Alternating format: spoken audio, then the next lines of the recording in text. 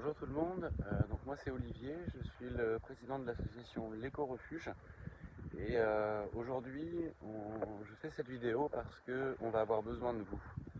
Alors on a reçu aujourd'hui la visite de la DDCSPP, donc les services vétérinaires du département d'Eure-et-Loir, qui sont venus nous apporter un mouton qui était en détresse, donc c'est un sauvetage, un mouton qui s'appelle Ryan. Et puis ils en ont profité pour regarder un petit peu nos installations, donc tout convient bien. Ici, je vous ai emmené volontairement dans l'enclos des cochons, donc vous voyez qu'on a prévu un grand espace avec un grillage et des fils électriques sous conseil d'une autre association.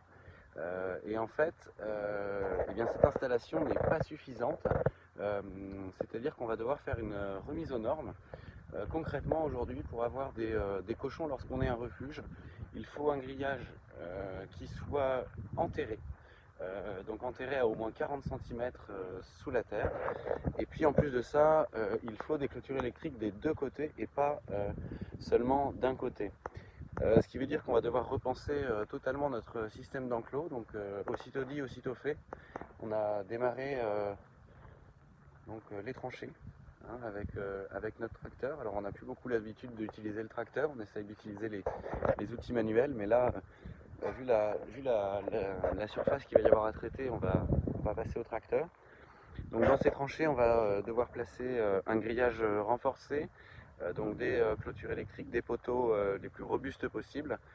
L'idée c'est d'éviter la contamination à la fièvre porcine entre nos cochons, Peppa, Georges et Arthur, et puis les sangliers qui pourraient venir se mettre groin à groin, et donc il y aurait un vrai risque sanitaire.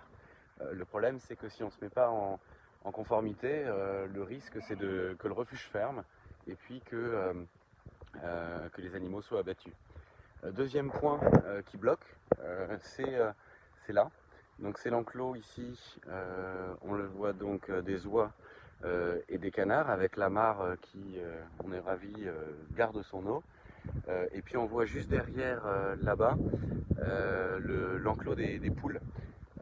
Donc en fait ces deux enclos-là correspondent très bien aux normes en termes de bien-être animal. On est même au-dessus de ces normes et c'est un petit peu notre objectif. En revanche, pour prévenir la grippe aviaire, il faut qu'on place un filet sur l'ensemble de cet enclos et de celui des poules. Ce qui signifie du coup, donc le but c'est d'éviter que des oiseaux sauvages viennent au contact de nos oies et de nos canards. Donc concrètement, tout ça va représenter bon, évidemment un travail assez important, mais aussi et surtout pour l'association des coûts qui ne sont pas du tout prévus dans le budget prévisionnel. Donc concrètement, on a pu chiffrer l'installation d'un filet d'une dimension quand même très importante à environ 1500 €. Et pour ce qui est de la clôture, donc avec l'achat de grillages renforcés, de gros poteaux de châtaignier qui seront assez rapprochés et sans doute d'isolateurs électriques pour le fil, normalement on devrait avoir suffisamment avec celui qu'on avait installé sur l'ensemble de l'enclos.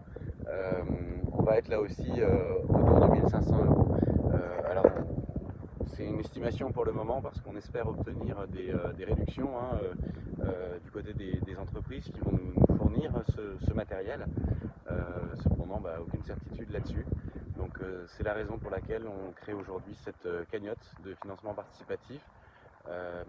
L'idée c'est que de toute façon nous on lance les travaux, vous l'avez vu, avec les tranchées qui commencent. On les lance et on va les réaliser sur le budget de l'association.